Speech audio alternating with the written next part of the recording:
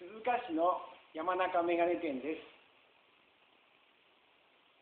近視の方がこちらのような跳ね上げメガネに遠近両用レンズを入れて、本を読むときはそのままで、近くでスマートフォンを見るときは跳ね上げるといった使い方もできます。ぜひご覧ください。よろしくお願いいたします。